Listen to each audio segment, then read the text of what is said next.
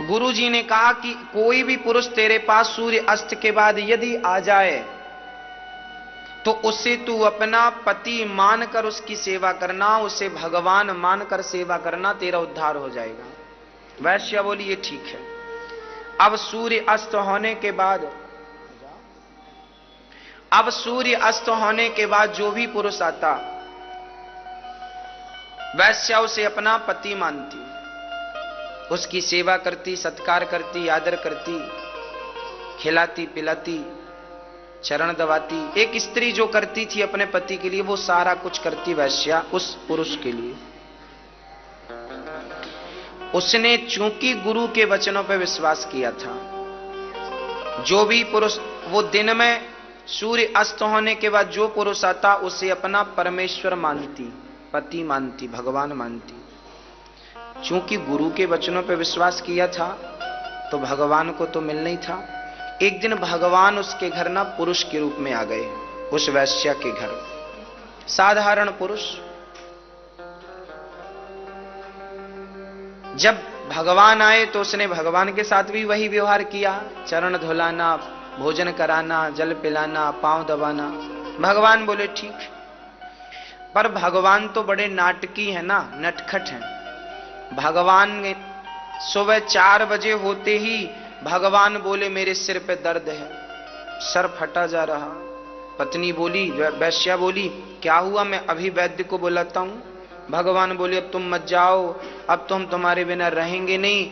अच्छा, भगवान को दर्द हुआ, देखते देखते भगवान के प्राण निकल गए। भगवान ने मरने का नाटक किया, मर गए। अब जब भगवान मर गए तो वैश्या को लगा कि मेरा पति था, ये पति मर गया, अब पति मरा है तो मुझे इसके साथ सती होना है। अब लो, सुबह गांव वालों को खबर लगी कि वैश्या के घर में कोई पुरुष मर गया। गांव वालों ने अर्थी तैयार की, भगवान को लिटाया, ले जाने लगे। अब ये वैश्या भी 16 श्रृंगार करके पीछे पीछे चल पड़ी। मांग, मंगल सूत्र, मेहंदी, पांव का माहौर सब चल पड़ी, बढ़िया लाल साड़ी। गांव वाले बोले कहां जा रही हो? बोले मेरे पति मर गए हैं, मैं सती होऊंगी। गांव वाले बड़ा हंसे। लो, वैश्या का भी कोई पति होता है? पर कोई बात नहीं, गांव वाले हंसते रहे।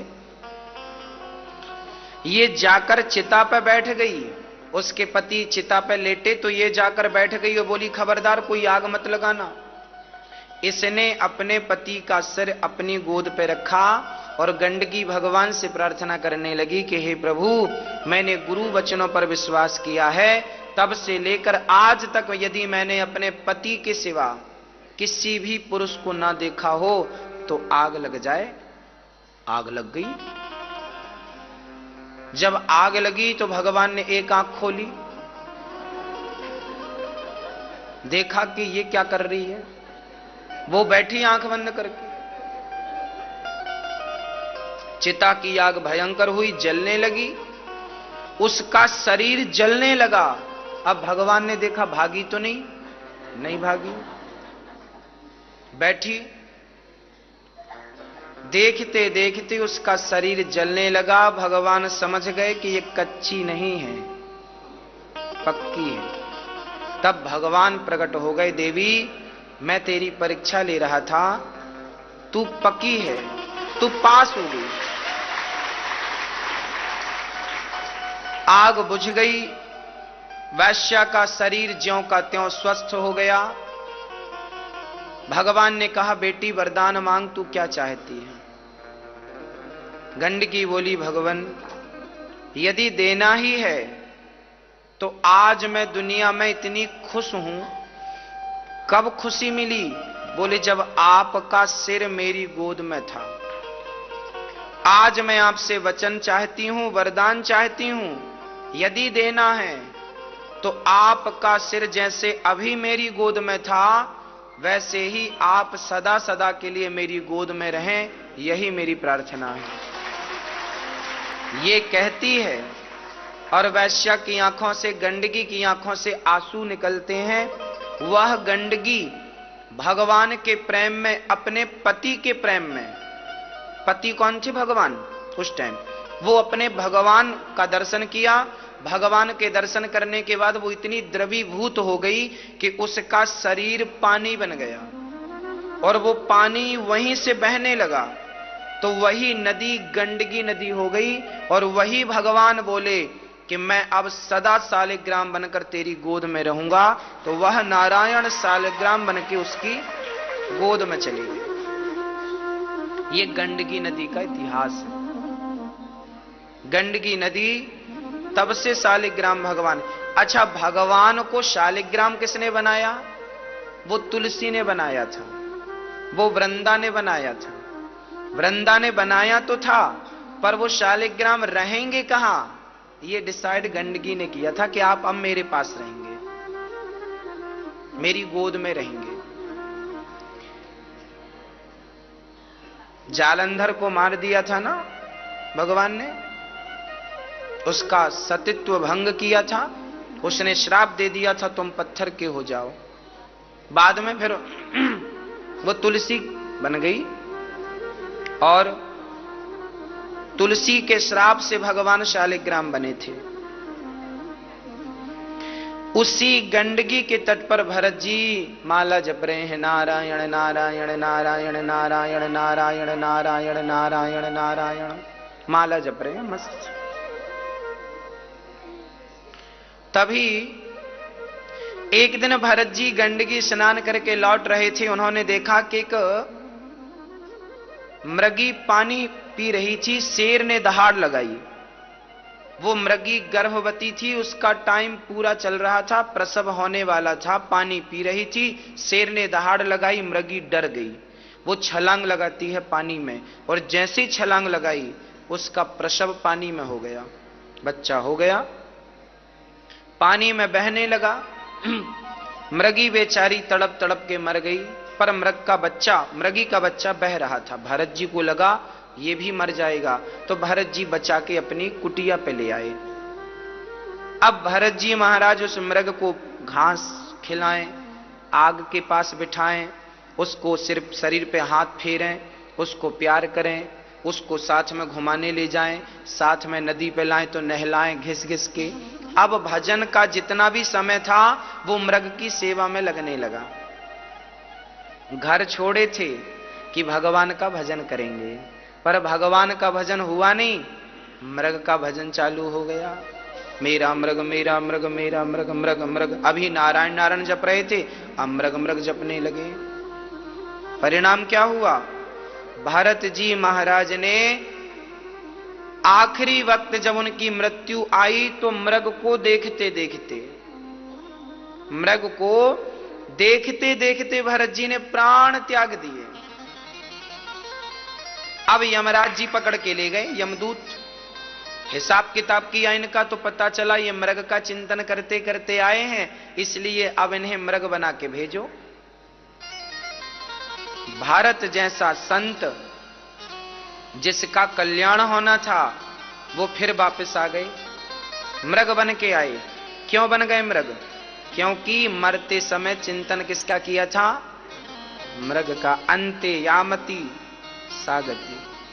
मरते समय प्राणी जिसका चिंतन करता है, मति जहां होती है गति वही होती है। इसलिए प्रार्थना करता हूं कि मरते समय बहुत सावधान रहिएगा आप लोग। पहली बात तो घर पे ना मरिएगा।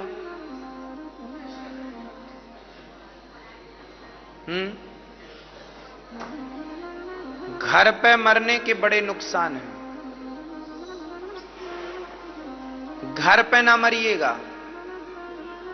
घर पे मरेंगे तो घर वाले मरने नहीं देंगे, बार बार हिलाएंगे, हमें पहचानो हमें पहचानो। जो आएगा वही हिला के चला जाएगा और तुम्हें हिलाएगा, कहेगा पहचानो।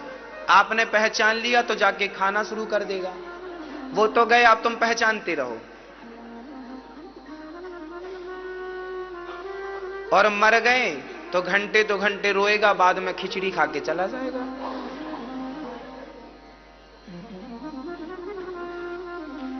बिगड़ेगा उसका कुछ नहीं, बिगड़ेगा तो सिर्फ आपका बिगड़ेगा। यदि मैं मरते समय किसी को देखता देखता, बेटे को, बेटी को, पति को, पत्नी को, परिवार को, मित्र को, यदि मैं इनको देखता देखता मरा तो इनका कुछ नहीं बिगड़ेगा, क्योंकि मैं इन्हें देखते देखते मर रहा हूं तो गति मेरी बिगड़ जाएगी। इसलिए कहा जाता है कि मरते समय बहुत सावधान रहिएगा। तुलसी की माला हाथ में हो, राम नाम मुख में हो, चिंतन भगवान का हो, सामने राम का चित्र हो। इसलिए हम कहते हैं कि अपने घर में राम का, कृष्ण का बड़ा बड़ा चित्र लगाइए, ताकि किसी भी प्रकार से उनका दर्शन होता रहे। अपने घर में, अपने हॉल में जहां बैठ के भोजन करते हो, जहां भोजन करते हो, सामने की दीवार में कृष्ण का बढ़िया सा चित्र लगाओ, राम दरबार लगाओ, ताकि भोजन करते समय ना चाह कर भी तुम्हें दर्शन होता रहे। जहां बैठते हो वहां भी लगाओ, ताकि ना चाह करके भी तुम्हें दर्शन होता रहे, कोई आए तो दर्शन हो। और जब मरो तो बिल्कुल शांत चित्त से, जब तक कोई मर ना जाए तब तक रोना नहीं चाहिए। रिश्तेदारों को, ये तो समझदारी है, बहू बेटे को ये ख्याल रखना चाहिए कि जब तक पिताजी अभी जिंदा हैं, दादाजी अभी जिंदा हैं, तो रो क्यों रहे हो भाई? आप तो रो रहे हो, और मरने वाले का मन यदि आप में लग गया उसकी तो दुर्दशा हो जाएगी। फिर 84 का चक्कर, जन्म मृत्यु जन्म मृत्यु जन्म मृत्यु, पुनरपि जननम पुनरपि मरणम पुनरपि जननी जठरे शयनम। हाँ, इसलिए प्रार्थना करता हूं कि मरते समय इतना तो करना स्वामी, जब प्राण तन से निकले, गोविंद नाम लेकर मेरे प्राण तन से निकले, है ना? उस वक्त जल्दी आना, नहीं श्याम भूल जाना, मुरली मधुर बजाना, जब प्राण तन से निकले, इतना तो करना स्वामी। श्री गंगा जी का तट हो, मेरा सावेरा निकट हो, मेरे मुख में तुलसी दल हो, जब प्राण तन से निकले, इतना तो करना स्वामी। जब मरे बिल्कुल सावधानी के साथ भगवान का चिंतन करते करते, और घर परिवार में रहोगे ना तो झंझट तो लाख होगी, नो प्रॉब्लम, मरने नहीं देंगे दुनिया वाले। तुम कितना भी समझा लो, मैं कितना भी समझाऊं कथा में, ये हमारी माताएं किस प्रकार का रोती हैं सबको पता है। अजीब व गरीब तरीके से कौन रोता है? आपके रोने से ना हंसी आती है, जब किसी के मरने में आप लोग रोती हो ना, रोने का ढंग जब देखते हैं हंसी आती है। ये कैसा रोना है भाई?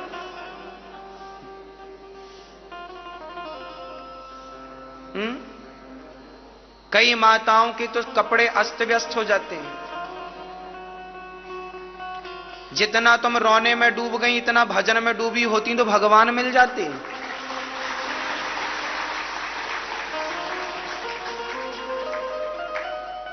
ठीक है, रो लो, थोड़ा बहुत रो, ठीक है, अल्टी पल्टी मारने की क्या जरूरत है? हाँ, गुलाटी मारती रहती हैं माताएं।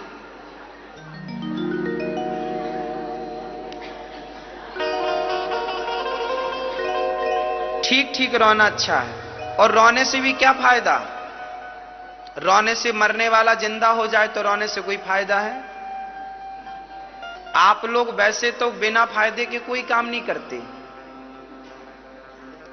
और रोते बिना फायदे के हैं। क्या फायदा बताओ? जिंदा हो जाएगा वो। और आंसू बहा रहे हो, ये आंसू सब भगवान के लिए बहते तो हमें ठीक लगता। मीराबाई भी रोती थी, दुनिया वालों के लिए नहीं, भगवान के लिए रोती थी। कोई मरता है दुख लगता है, ठीक है, और मरने में भी दुख तब लगता है तब कोई समय के पहले मर जाए, कोई जवान मर जाए तो दुख की बात है। अब कोई 100 साल का बुढ़ा मरे तो इसमें रोने की क्या बात है भाई साहब?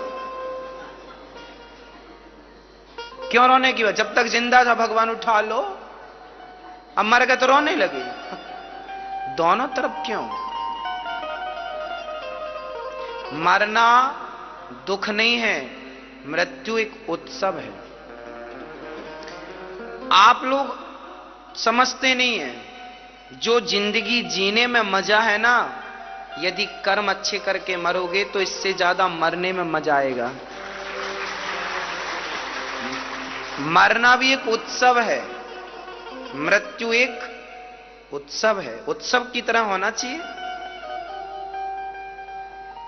ठाट बाट से।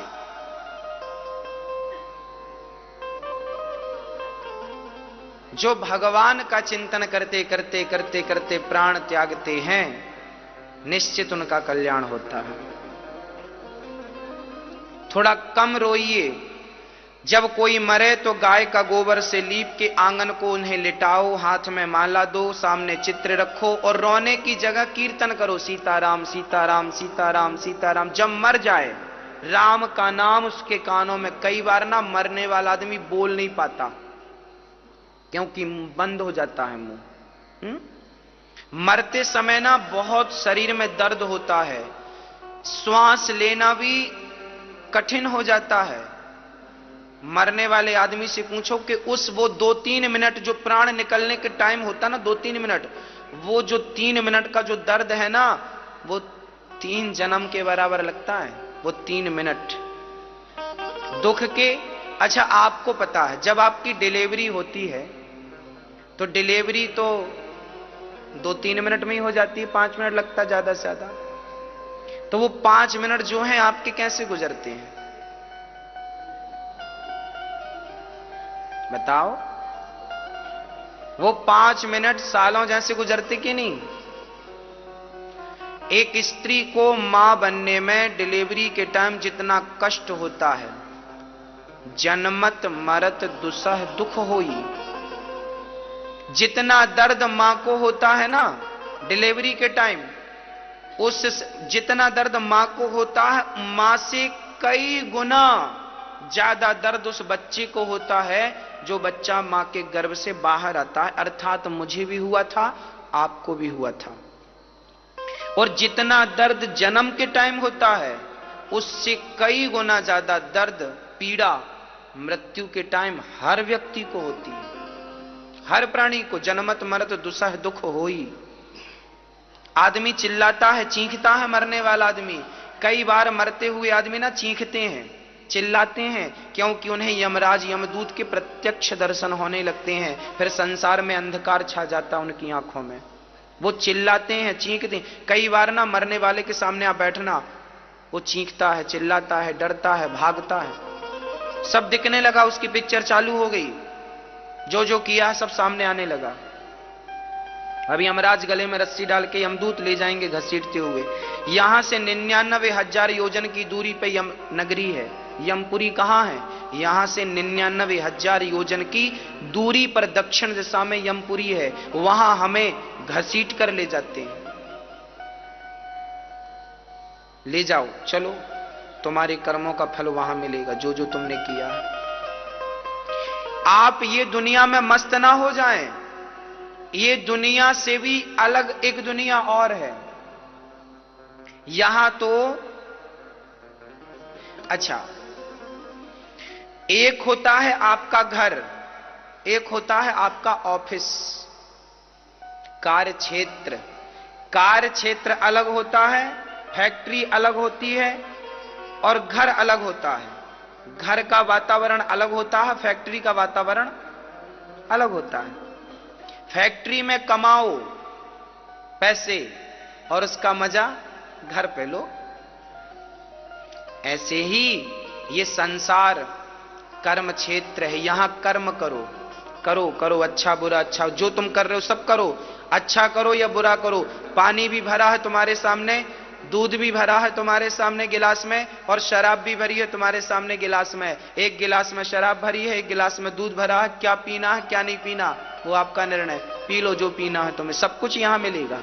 यहां तुम झूठ भी बोल सकते हो और सच भी बोल सकते हो। यहां तुम गला दबा के मार भी सकते हो और किसी की जान बचा भी सकते हो। यहां अच्छाई बुराई सब कुछ है। अब क्या करना है सब कर लो कर लो, इसका फल फिर तुम्हें मिलेगा धीरे से।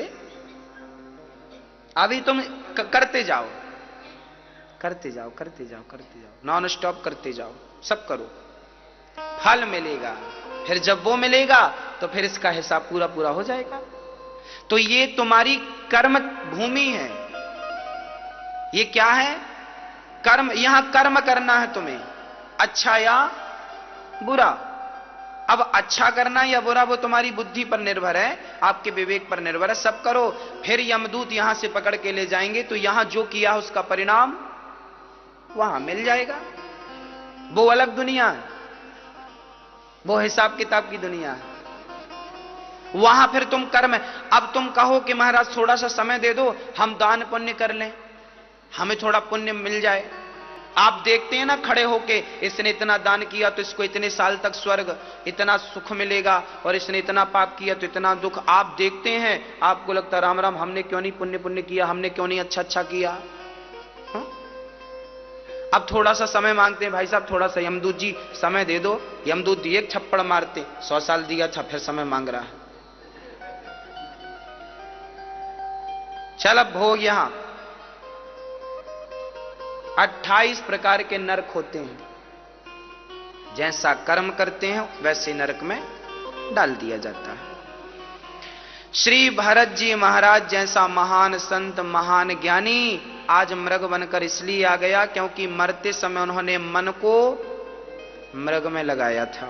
इसलिए मन की गति है अटपटी, झटपट लखे न कोय, और मन की जब खटपट मिटे तो झटपट दर्शन होए। ये मन गलत जगह ना लगा लेना, नहीं गति बिगड़ जाएगी। भारत जी ने मन गलत जगह पे लगाया, मृग बन के आए, कोई बात नहीं, अब छूट गया तन। अब तीसरा जन्म हुआ भरत जी का। पंडित जी के घर में जन्म लिए। पंडित जी बोले बेटा पढ़ लो, गायत्री मंत्र पढ़ो, महामृत्युंजय पढ़ लो, रुद्राष्टाध्याय पढ़ लो, गणेश अथर्वशीष याद कर लो, श्री सूक्त याद कर लो, ये पढ़ लो, वेद पढ़ लो। भरत जी कुछ नहीं पढ़ते। पिता ने कहा मूर्ख है, नाम पड़ गया जड़ भरत। क्या नाम पड़ा? जड़ भरत। पिता तो मर गए, मां मर गई, भाई भौजाई रोटी देने लगी। एक दिन भाई ने कहा जाओ खेत पे धान बो दी है, जरा चिड़ियों को उड़ाना। तो भरत जी चिड़ियां उड़ाए क्या, बिठाए खिलाने लगे। खाओ री चिड़िया भर भर पेट। राम जी की चिड़िया, राम जी का खेत। अब भाइयों ने देखा निकम्मा किसी काम का नहीं, घर से निकाल दिया। भरत जी बोले ये ठीक ठीक है। अब एक दिन क्या हुआ, भरत जी जंगल में मस्ती से चल रहे थे, तभी जंगल का एक राजा भीलों का, उसने एक पुरुष को बंदी बना रखा था। उसने भद्रकाली से कहा था, उनकी कुल देवी थी भद्रकाली। उनने कहा था कि यदि हमारे बेटा होगा तो हम माता जी आपको बलि चढ़ाएंगे। कुछ दिनों बाद बेटा हो गया। जब बेटा हुआ तो जिस पंडित जी को बंद किया था वो भाग गए कैसे भी निकल के। अब गए तो भरत जी मिल गए उन्हें, भरत को पकड़ के ले आए, चलो इसकी बलि चढ़ाएंगे। अब भरत